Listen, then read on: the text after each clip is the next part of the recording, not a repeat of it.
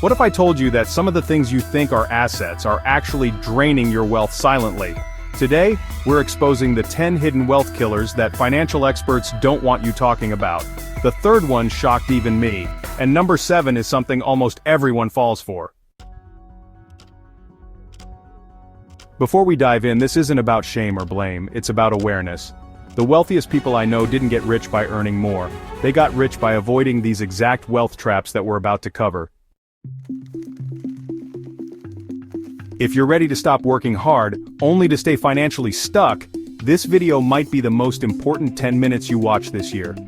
Let's dive in. Hey everyone, welcome back to the channel where we break down complex financial concepts into actionable strategies. If you're new here, we post weekly content about building real wealth without the get-rich-quick nonsense. 1. Brand new cars. The moment you drive a new car off the lot, it loses 10 to 20% of its value. Within the first year, that value drops by around 30%. That's not an asset, that's value evaporation. Let's put some numbers on this. A new $40,000 car might be worth only $28,000 after just 1 year. That's $12,000 gone, or about $1,000 per month in depreciation alone, before we even talk about insurance, maintenance, or gas. What to do instead? Buy reliable used vehicles that are 3 to 4 years old. Let someone else take that massive depreciation hit. A quality pre-owned car can serve you just as well while preserving your wealth. The money you save can be redirected into actual wealth-building assets. 2. Credit card debt. Credit card debt isn't just debt. It's one of the most expensive forms of borrowing available. With average interest rates around 20%, unpaid balances compound against you at a devastating rate. The math is brutal. $5,000 in credit card debt at 20% interest will cost you $1,000 per year just in interest. Pay only the minimum payment, and you could end up paying more than double the original amount over time. What to do instead? Treat credit cards like debit cards, only spend what you can pay off each month. If you're already carrying balances, make eliminating this debt your absolute top priority, even before investing. No investment will reliably outpace 20% interest costs. 3. Timeshares. This one continues to shock me because people still fall for the sales pitch. Timeshares are marketed as real estate investments, but they're actually expensive vacation commitments with ongoing maintenance fees that typically increase yearly.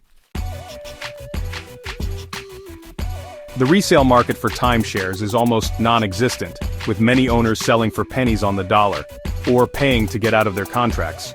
Meanwhile, annual maintenance fees of $1,000 or more continue regardless of whether you use the property. What to do instead? Book accommodations when and where you want to travel.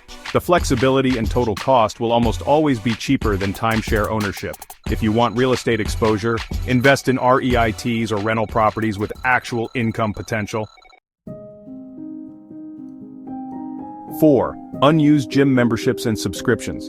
The average American spends over $200 monthly on subscriptions, many of which go underutilized or completely forgotten. Gym memberships are particularly notorious, with some facilities building their entire business model around members who pay but rarely show up. What to do instead? Audit your subscriptions quarterly. Cancel anything you haven't used in the last 30 days. For gyms, consider pay-as-you-go options or home fitness alternatives if you're not consistently attending. That recovered money can build significant wealth over time when invested properly. 5. Designer everything. Luxury items and designer brands create an expensive treadmill of status consumption. These items typically don't hold value, with rare exceptions like certain watches or handbags, and the premium you pay for the brand name is essentially marketing cost, not intrinsic value. What to do instead? Be strategic about where you spend on quality. Invest in durable, timeless items rather than chasing trends. Consider the cost per use of items rather than the status they convey. The most financially successful people often practice stealth wealth, looking presentable but not flashy. 6. Whole life insurance as an investment. Whole life insurance is often sold as an investment vehicle, but the returns typically underperform the market significantly while charging high fees. Many policies have surrender charges that lock your money away or penalize you for accessing it. The investment component often returns just 2 to 4% annually, while the stock market has historically returned around 10% over long periods. Meanwhile, the fees and commissions can eat up to 80% of your premium in the first year. What to do instead?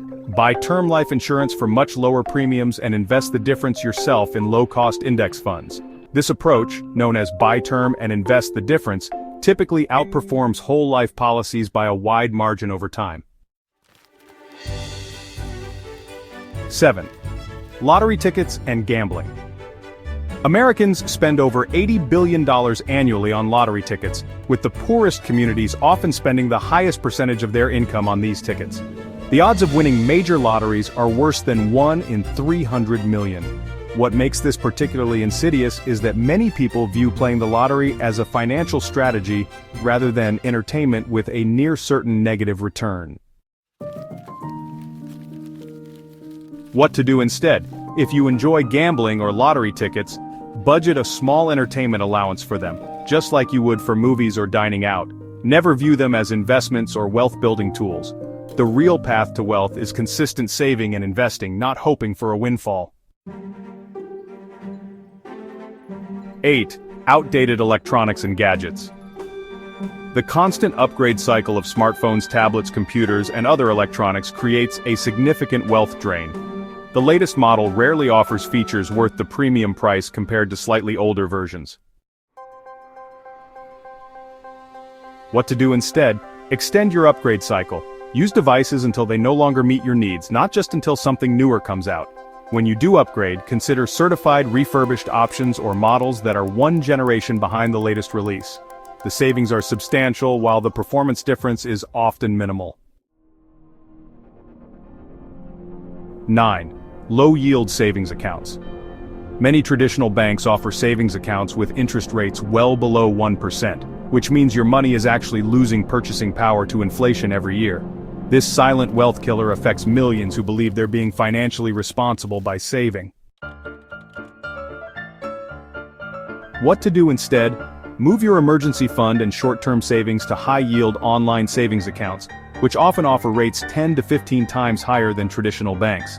For longer-term goals, consider Series 1 savings bonds, CDs, or conservative investment options that can at least keep pace with inflation. 10. Status homes with high carrying costs. Oversized homes in prestigious neighborhoods often come with correspondingly high property taxes, insurance, utilities, and maintenance costs. These carrying costs create a permanent drain on monthly cash flow that could otherwise be directed toward wealth building. What to do instead? Focus on purchasing homes with reasonable carrying costs relative to your income. The old rule that your housing costs shouldn't exceed 28% of your gross income exists for a reason. Consider homes in up-and-coming areas rather than established luxury neighborhoods, and prioritize efficient designs that minimize maintenance and utility expenses. These 10 wealth-killing assets share something in common. They're often status symbols or convenient purchases that society has normalized despite their devastating impact on long-term wealth. True wealth doesn't come from owning impressive things. It comes from owning income-producing assets and maintaining low expenses relative to your income. The gap between what you earn and what you spend is your wealth-building potential. The path to financial freedom isn't glamorous. It's about making conscientious decisions day after day, year after year.